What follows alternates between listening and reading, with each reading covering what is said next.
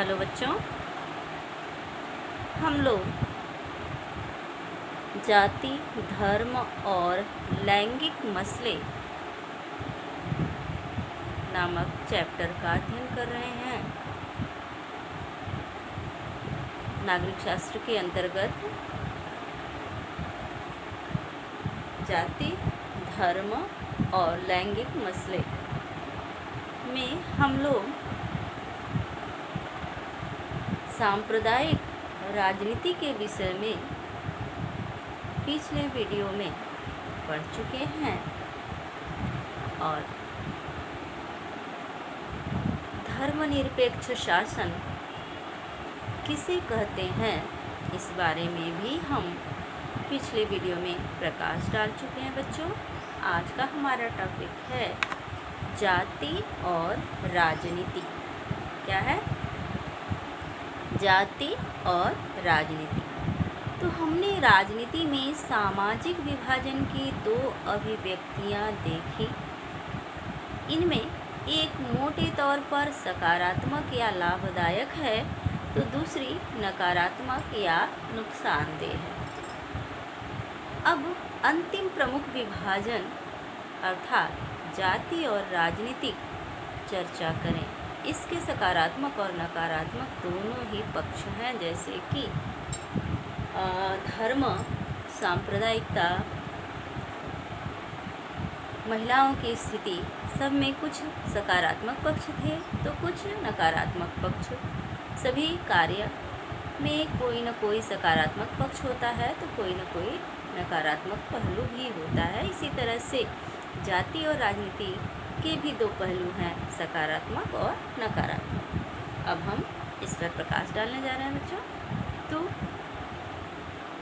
जातिगत असमानताएं क्या हैं? भारत का सामाजिक ढांचा जो है, यानी भारत का सामाजिक संगठन किस पर आधारित है बच्चों? वर्तमान में जाति व्यवस्था पर आधारित है। और भारत की सबसे प्राचीन सभ्यता जो थी सिंधु घाटी सभ्यता, उसमें हमारा समाज वर्ग विभेद पर आधारित था। यानी जिस व्यक्ति जिस वर्ग जो कार्य करता था उसी वर्ग का माना जाता था, परंतु वो जन्म पर आधारित नहीं था। लेकिन आज का हमारा जो समाज है वह सामाजिक संगठन जो है वह जाति व्यवस्था पर आधारित है, जो कि जन्म पर आधारित होती है, न कि कर्म पर। तो भारत का सामाजिक संगठन जाति व्यवस्था पर आधारित है बच्चों। और जाति व्यवस्था में वंशानुगत और व्यावहारिक विभाजन को परंपरा द्वारा स्वीकृत किया गया है। यानी कि जिस वंश में आप जिस जाति में जन्म लेते हैं उसी वंश और जाति के हो जाते हैं, इसमें परिवर्तन नहीं हो सकता।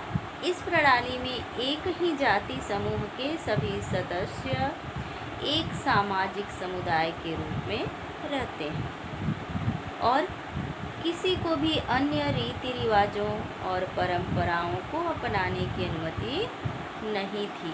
जाति व्यवस्था में क्या है कि किसी एक जाति की रीति रिवाज परंपराओं को अपनाने की कुछ समय पूर्व, अब तो यह बंधन जो है वो ढीले पड़ रहे हैं, किंतु कुछ समय पूर्व यही स्थिति थी कि एक जाति समूह के रीति रिवाजों को अन्य जाति समूह के लोग अपनाने में हिचकिचाते थे। लोगों को एक समान व्यवसाय चुनने और अपनी जाति के समुदाय में ही विवाह करने की अनुमति दी गई थी। वर्तमान में जो है अंतर्जातीय विवाह को वैधता प्रदान है।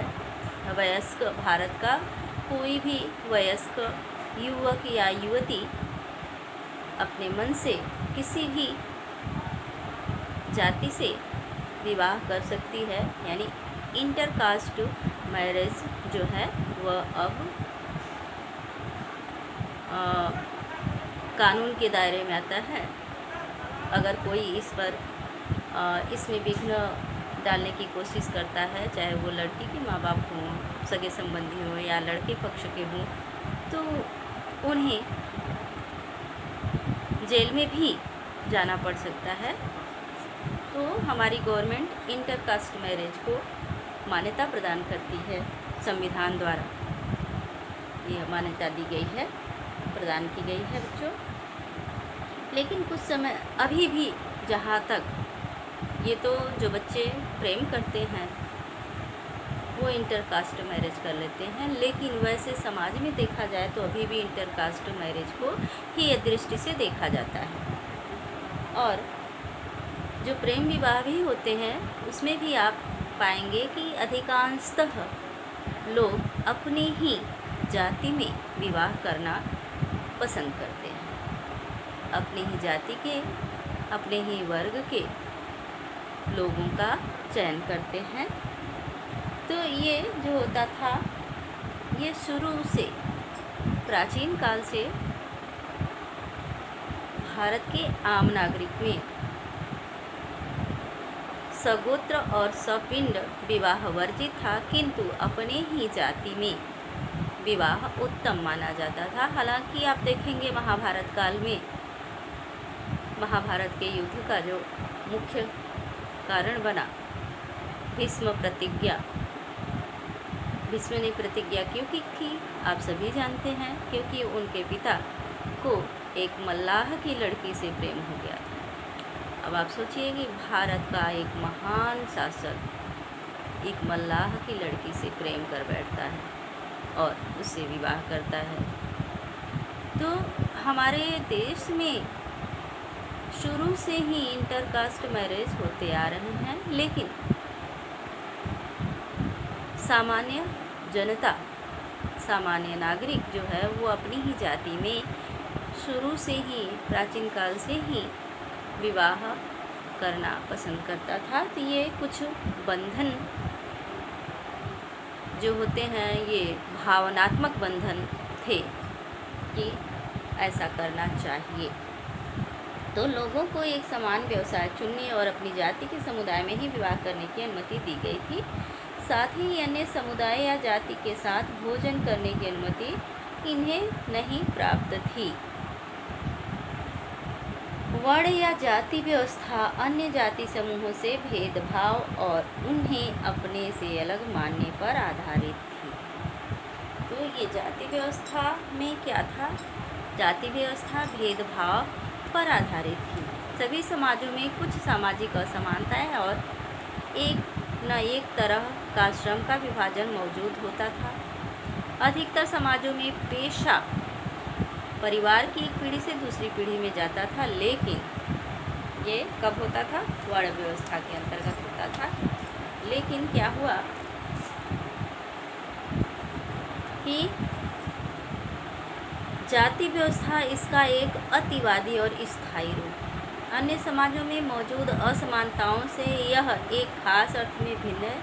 इसमें पेशा के वंशानुगत विभाजन को रीति रिवाजों की मान्यता प्राप्त है।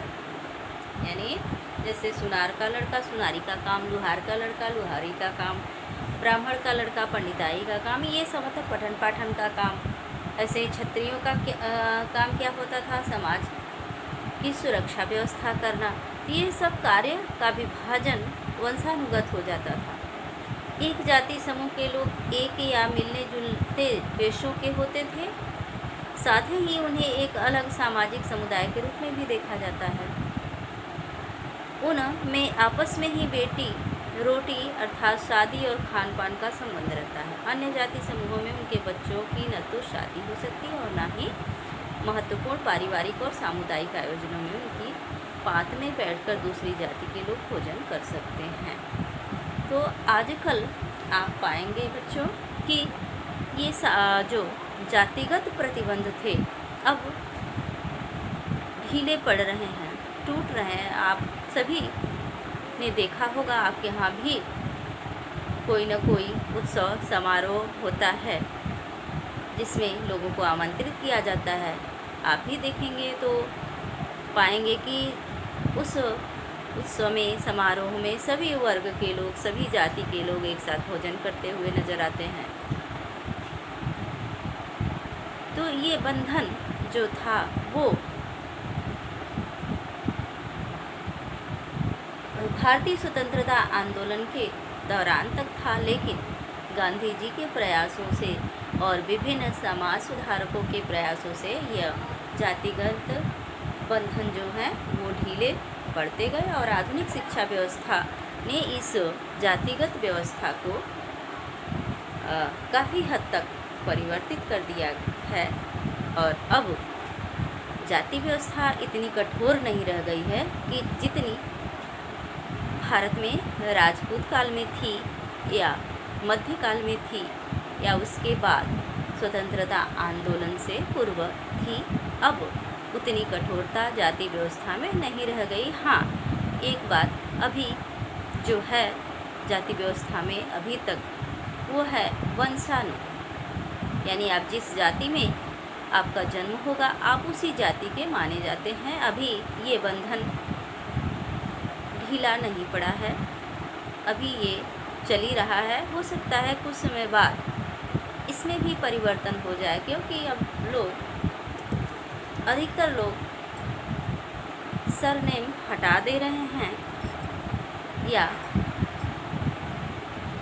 जैसे सिंह का प्रयोग बहुत सारी जातियां करती हैं। अगर एक दो पीढ़ी लगातार सिंह का प्रयोग करती रही और एक स्थान से जाकर के भारत के किसी दूसरे प्रांत में, दूसरे काफ़ी दूर जैसे उत्तर भारत से जाकर के दक्षिण भारत में अगर कोई बस जाता है और वहाँ उसके परिचित नहीं हैं, तो वहाँ के लोग क्या समझेंगे कि ये सिंह ही है।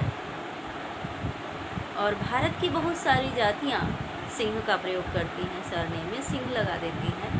तो इस प्रकार से जातिगत बंधन ढीले पड़ जाएंगे, जहाँ तक मेरा अनुमान है। और वर्तमान में केवल यही एक बंधन कमज़ोर नहीं हुआ है, वह है वंशानुगत होना। अब है वर्ण व्यवस्था। और ये जो भारत की जाति व्यवस्था में प्रतिबंध है, ऐसा नहीं है कि केवल भारतीय जाति व्यवस्था में ये प्रतिबंध है कि अपनी ही जाति में विवाह होना चाहिए। मुसलमानों में भी ये प्रतिबंध है, शिया सुन्नी में नहीं कर सकता, सुन्नी शिया में नहीं कर सकता। तो ईसाइयों में भी प्रतिबंध है। तो आप पाएंगे कि अगर आप किसी भी देश के धार्मिक व्यवस्था पर, सामाजिक व्यवस्था का अध्ययन करेंगे तो पाएंगे कि लगभग सभी जाति देशों में, चाहे उनमें जातियां हों न हों, जाति व्यवस्था पर उनका समाज संगठित हो न हो, उनमें भी ये रीति रिवाज परंपराएं कायम हैं। हाँ, ये बात अलग है कि हमारी सामाजिक व्यवस्था जो है पूर्णतः जाति व्यवस्था पर आधारित है। अगला टॉपिक हमारा है वर्ण व्यवस्था। तो जाति व्यवस्था में जो कमी है, कमी थी, अभी भी है, लेकिन अब उतना बंधन ढीले पड़ गए हैं जैसा कि अभी हमने बताया। वो क्या थी कमी? अस्पृश्यता। अस्पृश्यता एक ऐसी स्थिति है बच्चों जिसमें कुछ पिछड़ी और निम्न जाति के लोगों को निर्वासित लोगों या अछूतों के रूप में माना जाता था। उन्हें उच्च जातियों के साथ मिलने की अनुमति नहीं थी। जातीय असमानता का सबसे महत्वपूर्ण पहलू अस्पृश्यता यानी छुआछूत की भावना। और इस प्रकार ज्योतिबा फूले, महात्मा गांधी, जैसा कि अभी हमने बताया कि स्वतंत्रता आंदोलन के दौरान गांधी जी तथा अन्य सामाजिक सुधारकों द्वारा प्रयास किया गया अस्पृश्यता उन्मूलन का, यानी छुआछूत भेदभाव जो हमारे समाज में व्याप्त था उसके उन्मूलन की कोशिश की गई और अंततः अधिनियम बना करके इसको गैरकानूनी घोषित कर दिया गया है अस्पृश्यता। तो इस प्रकार जो है स्वतंत्रता आंदोलन के दौरान ज्योतिबा फूले, महात्मा गांधी, डॉक्टर भीमराव अम्बेडकर और पेरियार रामास्वामी नायंकर जैसे समाज सुधारकों ने समाज में जाति असमानता को समाप्त करने के लिए वकालत की और काम किया।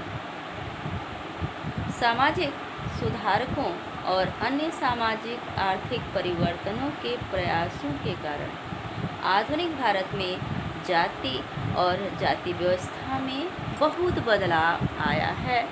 जैसा कि हम सभी देख सकते हैं, हम सभी सामाजिक प्राणी हैं, समाज में रहते हैं, सामाजिक समारोहों में भाग लेते हैं, तो हम आकलन कर सकते हैं कि हमारे समाज में कितना बदलाव आया। आप अपने घर में, जिनके घर में बुजुर्ग होंगे, आप उनसे पूछिए तो आपको उनकी बातों से ही पता लगेगा कि पहले जाति व्यवस्था कितनी कठोर थी, अब उसमें कितना परिवर्तन आ गया है। तो जाति व्यवस्था के पुराने विचार अब समाप्त हो गए हैं। आर्थिक विकास और समाप्त होने का कारण क्या है? आर्थिक विकास है, बड़े पैमाने पर शहरीकरण है, नगरीकरण है और शिक्षा का विकास है। साथ ही साक्षरता दर यानी पढ़े लिखे लोगों की संख्या में वृद्धि हुई है और व्यावसायिक गतिशीलता और गाँव में जमींदारों की स्थिति को कमज़ोर करके जाति वर्ग से संबंधित पुराने विचारों को समाप्त करना जो है जातिवाद के पुराने विचार को समाप्त करके जाति व्यवस्था में परिवर्तन आया।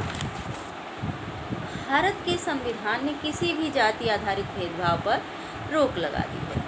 अस्पृश्यता निवारण अधिनियम 1961 के द्वारा यह छुआछूत प्रतिबंधित कर दिया गया है। जो भी व्यक्ति किसी भी व्यक्ति के खिलाफ अगर छुआछूत की भावना प्रदर्शित करता है तो यह गैर कानूनी कार्य माना जाता है। तो बच्चों, भारत के संविधान ने किसी भी जाति आधारित भेदभाव पर रोक लगा दी है और जाति व्यवस्था के अन्याय को दूर करने के लिए नीतियों की नींव रखी। फिर भी आधुनिक भारत में जाति के कुछ पुराने पहलुओं ने निरंतरता कायम की है। जैसे अब भी अधिकांश लोग अपनी जाति या समुदाय में ही शादी करते हैं। अस्पृश्यता पूरी तरह समाप्त नहीं हुई है।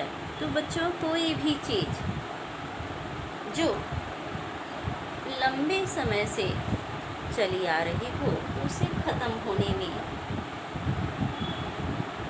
उतना ही समय लगता है, उतना ही लंबा समय लगता है। तो जाति व्यवस्था के बंधन भी ढीले पड़ रहे हैं और एक समय ऐसा आएगा कि जाति व्यवस्था फिर वर्ग व्यवस्था में परिवर्तित हो जाएगी। और वर्ण व्यवस्था, तो वर्ण व्यवस्था जो है यह वैदिक काल में भारत में प्रकाश में आई।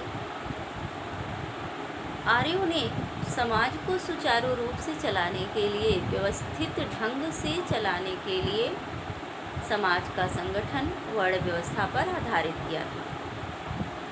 यानी आर्य सभ्यता के अंतर्गत, वैदिक सभ्यता के अंतर्गत वर्ण व्यवस्था अपनाई गई थी और वर्णों की संख्या मात्र चार थी: ब्राह्मण, क्षत्रिय, वैश्य और शूद्र।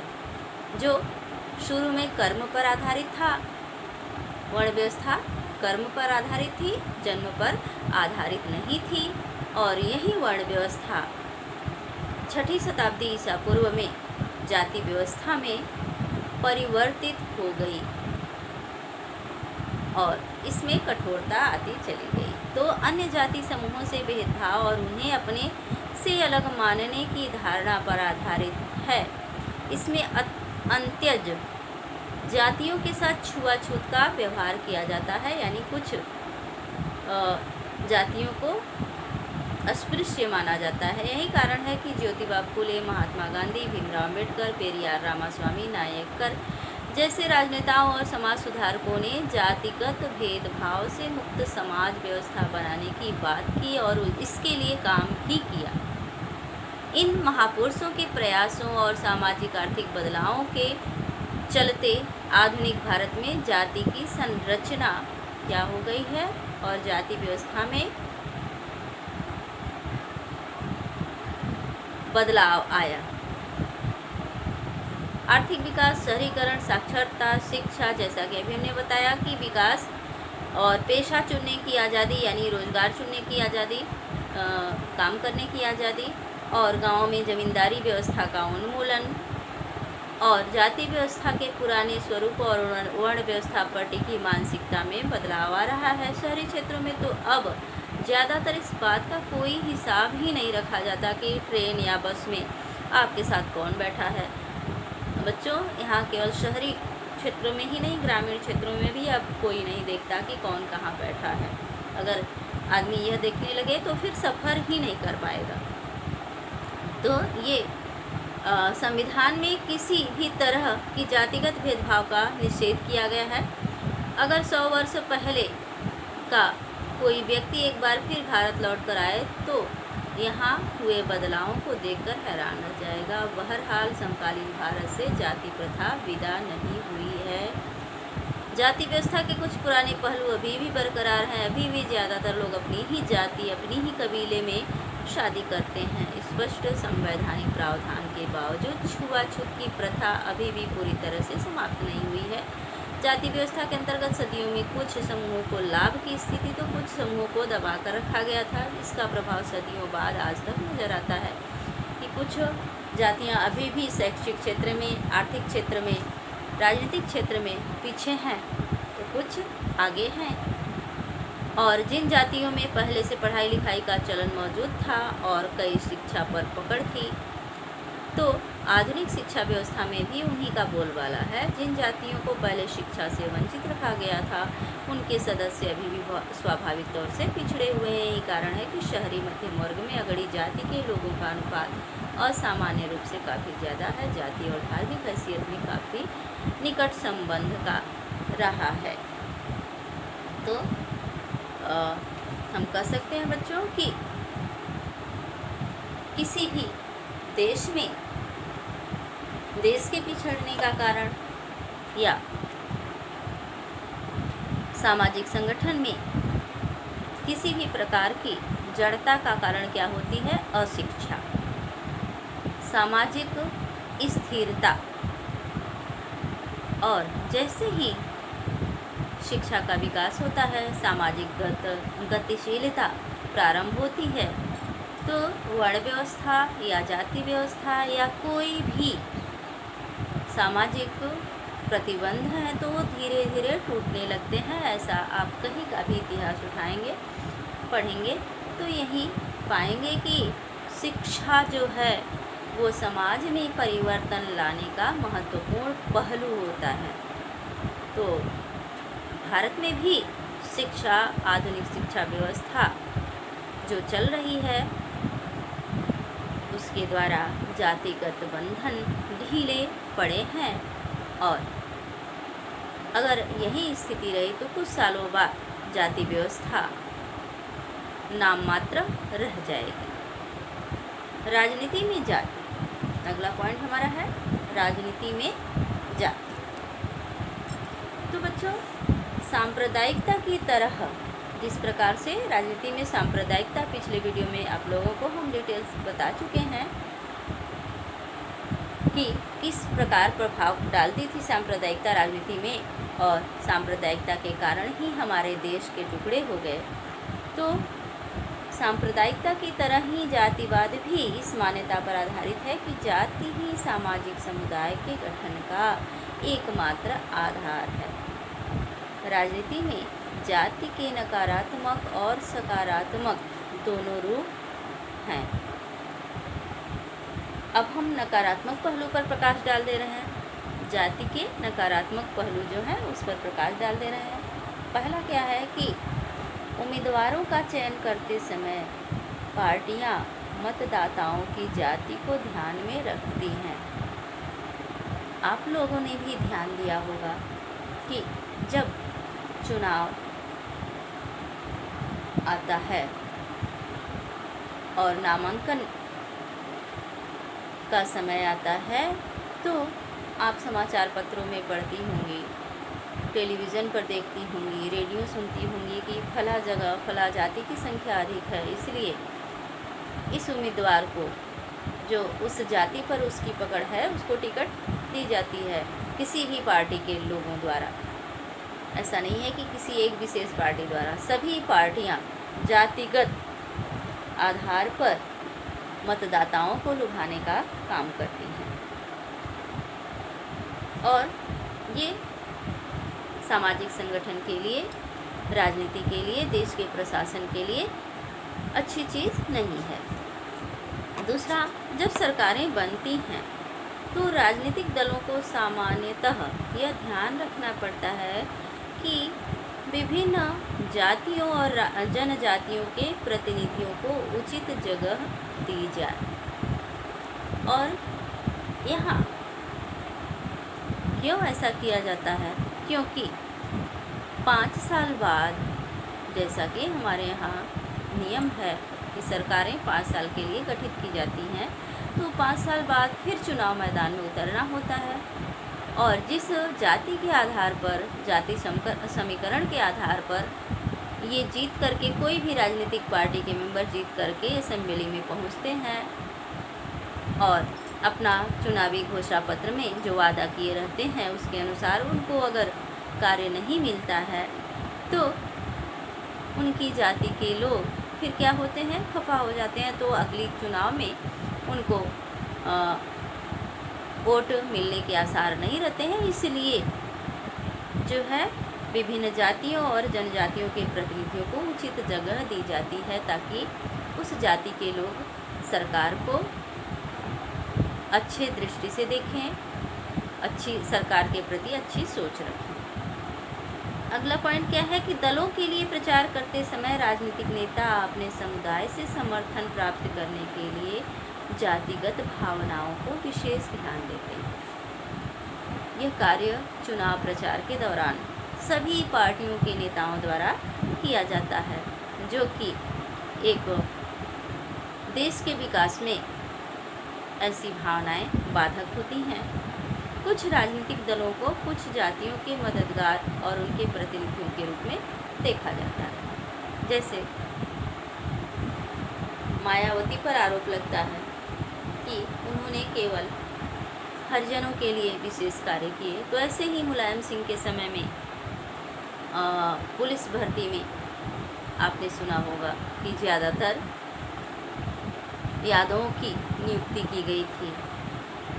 इसी तरह अभी आरोप लगाया जा रहा है कि सवर्ण जाति के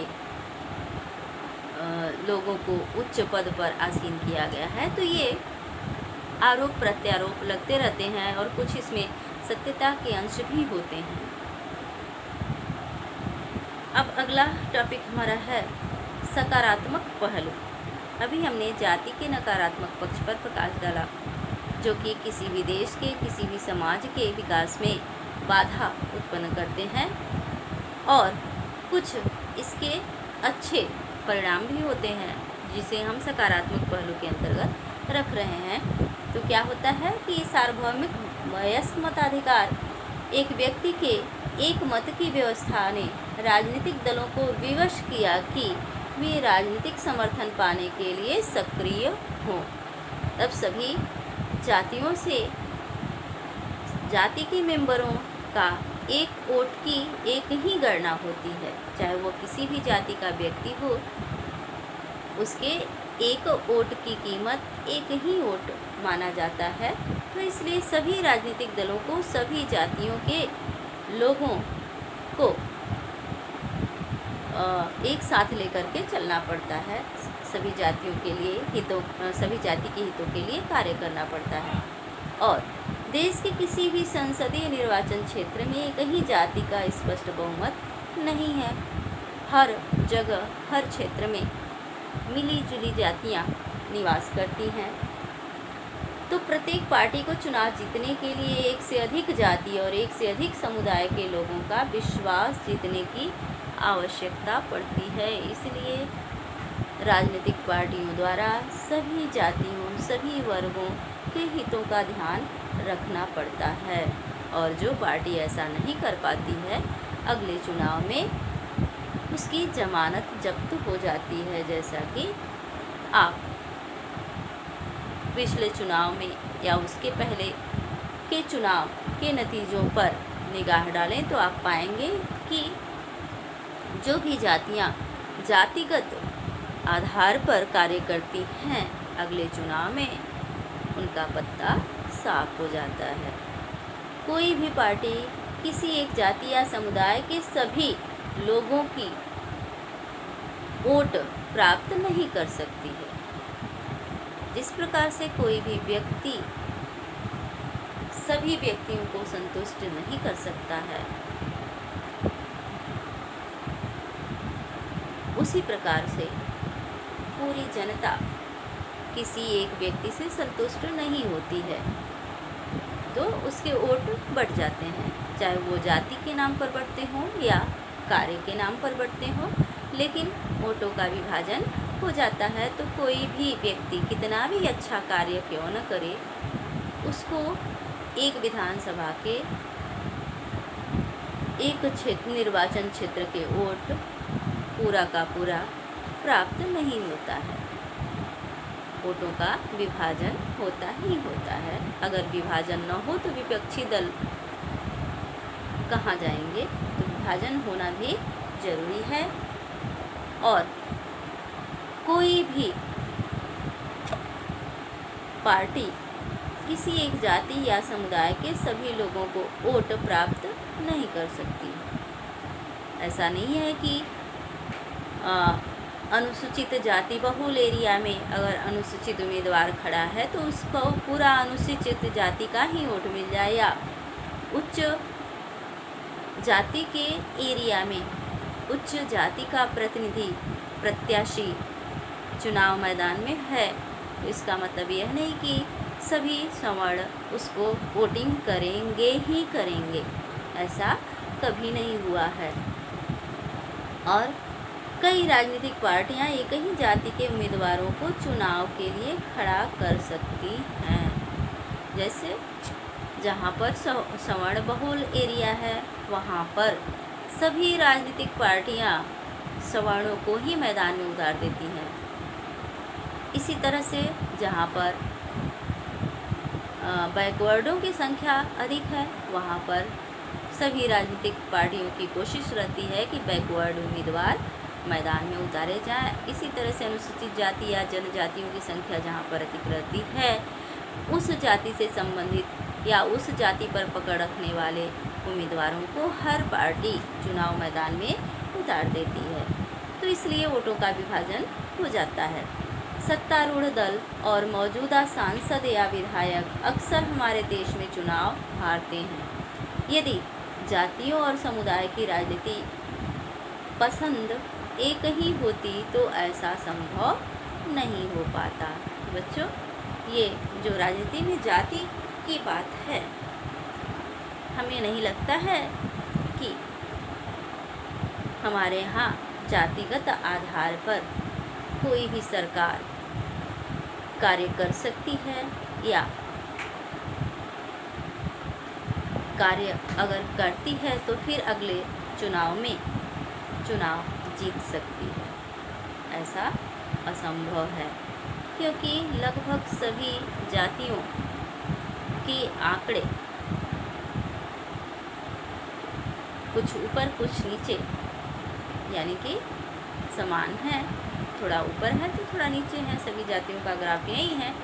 तो अगर किसी एक विशेष जाति के प्रति कोई राजनीतिक दल कार्य करता है तो अन्य जातियां अगले चुनाव में उसका क्या करती हैं?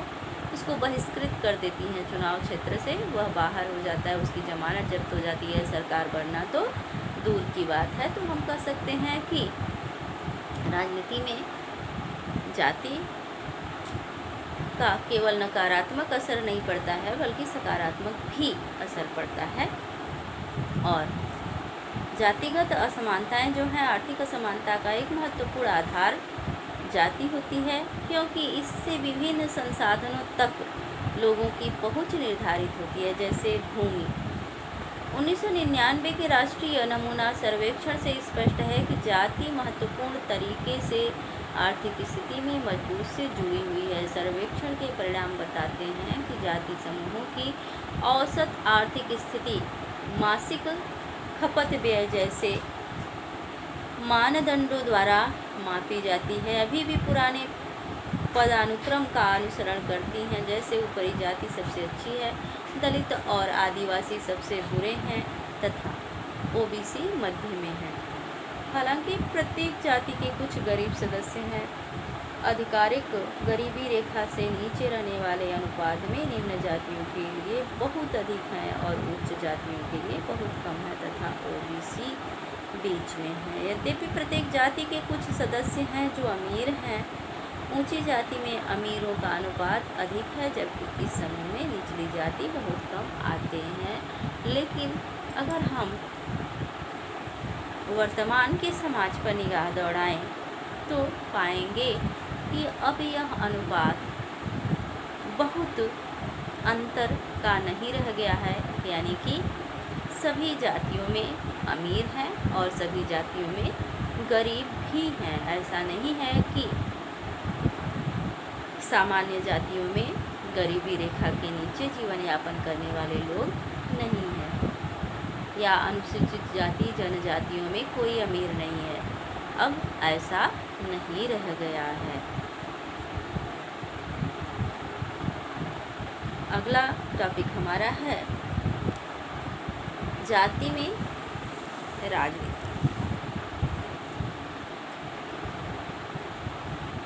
जाति के अंदर राजनीति। अभी आपने पढ़ा था क्या कि राजनीति में जाति। अब अगला टॉपिक क्या है, इसी का उल्टा, जाति के अंदर राजनीति। अब ये क्या है बच्चों, जाति में राजनीति यानी जाति के अंदर राजनीति कैसी होती है। तो राजनीति भी जातियों को राजनीति के अखाड़े में लाकर जाति व्यवस्था और जातिगत पहचान को प्रभावित करती है। इस तरह सिर्फ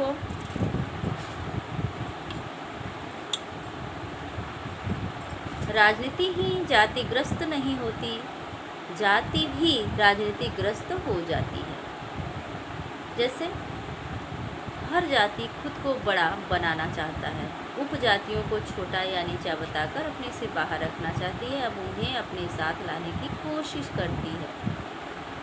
क्योंकि एक जाति अपने दम पर सत्ता पर कब्जा नहीं कर सकती, इसलिए वह ज़्यादा राजनीतिक ताकत पाने के लिए दूसरी जातियों या समुदायों को साथ लेने की कोशिश करती है और इस तरह उनके बीच संवाद और मेल जोल बढ़ता है।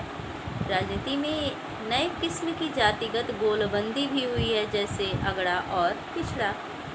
इस प्रकार जाति राजनीति में कई तरह की भूमिकाएं हैं और एक तरह से यही चीज़ें दुनिया भर की राजनीति में चलती हैं। दुनिया भर में राजनीतिक पार्टियां वोट पाने के लिए सामाजिक समूहों समुदायों को गोलबंद करने का प्रयास करती हैं, यानी एकजुट करने का प्रयास करती हैं। कुछ खास स्थितियों में राजनीति में जातिगत भिन्नताएं और असमानताएं वंचित और कमज़ोर समुदायों के लिए अपनी बातें आगे बढ़ाने और सत्ता में अपनी जिम्मेदारी मांगने की गुंजाइश भी पैदा करती हैं। इस अर्थ में जातिगत राजनीति ने दलित और पिछड़ी जातियों के लोगों के लिए सत्ता तक पहुंचने तथा निर्णय प्रक्रिया को बेहतर ढंग से प्रभावित करने की स्थिति पैदा की है।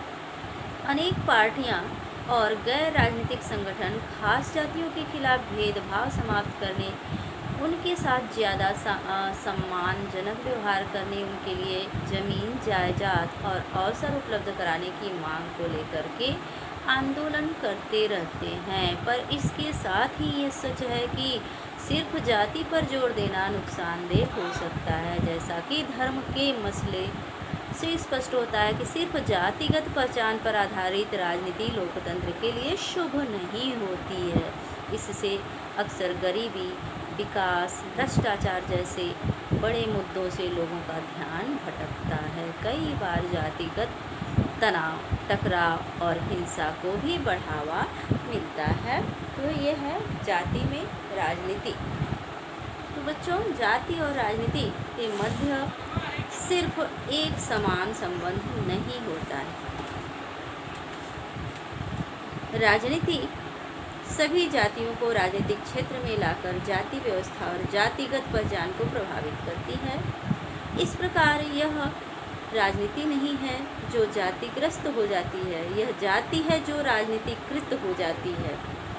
और क्यों होती है? क्योंकि प्रत्येक जाति अन्य उपजातियों को शामिल करके बड़ा बनने की कोशिश करती है। क्योंकि सभी जातियों की संख्या क्या है? अभी हमने बताया था कि कुछ आंकड़े ऊपर कुछ आंकड़े नीचे हैं, लगभग सबकी संख्या समान है। तो एक जाति के दम पर कोई भी पार्टी चुनाव नहीं जीत सकती है। इसलिए सभी क्या करती हैं? उपजातियों को जोड़ने का काम करके बड़ा समूह बनाने की कोशिश करती हैं। विभिन्न जाति समूहों को अन्य जातियों या समुदायों के साथ गठबंधन दर्ज करने की आवश्यकता होती है। राजनीतिक क्षेत्र में पिछड़ा और अगड़ा समूह की तरह नए प्रकार के जाति समूहों का गठन हुआ है। तो ये है राजनीति में जाति और जाति में राजनीति। अब इसी के साथ ही यह चैप्टर समाप्त हुआ और इस चैप्टर में आए कुछ कठिन शब्दों के अर्थ हम बता दे रहे हैं बच्चों। जैसे लैंगिक विभाजन किसे कहते हैं? लैंगिक विभाजन किसे कहते हैं? सेक्सुअल डिवीज़न, काम के बंटवारे का वह तरीका जिसमें घर के अंदर के सारे काम परिवार की औरतें करती हैं और बाहर के सारे काम आदमी करते हैं, उसे लैंगिक विभाजन कहते हैं। यानी लिंग के आधार पर काम का विभाजन, कार्य का विभाजन ही क्या कहलाता है? लैंगिक विभाजन। नारीवाद आंदोलन वह राजनीतिक विचारधारा जो सभी क्षेत्रों में महिलाओं को पुरुषों के समकक्ष रखने की भावना से प्रेरित होता है, उसे नारीवाद आंदोलन कहा जाता है। फिर से एक बार सुन लीजिए। वह राजनीतिक विचारधारा जो सभी क्षेत्रों में महिलाओं को पुरुषों के समक्ष रखने की भावना से प्रेरित होता है, उसे नारीवाद आंदोलन कहते हैं। पितृ प्रधान समाज किसे कहते हैं? फिर से सुन लीजिए। पितृ प्रधान समाज, समाज में पिता की सत्ता प्रधान होती है, उसे पितृ प्रधान समाज कहते हैं। यानी वंशावली पिता के नाम से चलती है। समान मजदूरी, समान काम के लिए स्त्री और पुरुष को बराबर पारिश्रमिक मिलना समान मजदूरी कहलाता है। पेशागत बदलाव, पैतृक कार्य आवंटन प्रणाली का अंत और स्वेच्छा से रोजगार या व्यवसाय करना ही पेशागत बदलाव कहलाता है। तब जाति और वर्ण में जो कार्य निश्चित किए गए थे उसको छोड़ करके, अपने जाति के कार्यों को, अपने वर्ण के कार्यों को छोड़ करके दूसरे जाति वर्ण के कार्यों को करना पेशागत बदलाव कहलाता है। जातिवाद क्या है? वह राजनीतिक धारणा जो वर्ग या जाति विशेष के प्रति अंधविश्वास रखती है, राष्ट्र तथा समाज की उपेक्षा करती है, उसे जातिवाद कहते हैं। वर्ण व्यवस्था समाज का 4 वर्णों ब्राह्मण, क्षत्रिय, वैश्य और शूद्र में विभाजन का जो सामाजिक संगठन का आधार है, उसे वर्ण व्यवस्था कहते हैं। बच्चों, इसी के साथ हमारा यह चैप्टर समाप्त हुआ। आप लोग ध्यान से पढ़ते रहिए। अगले वीडियो के साथ फिर मिलेंगे। धन्यवाद।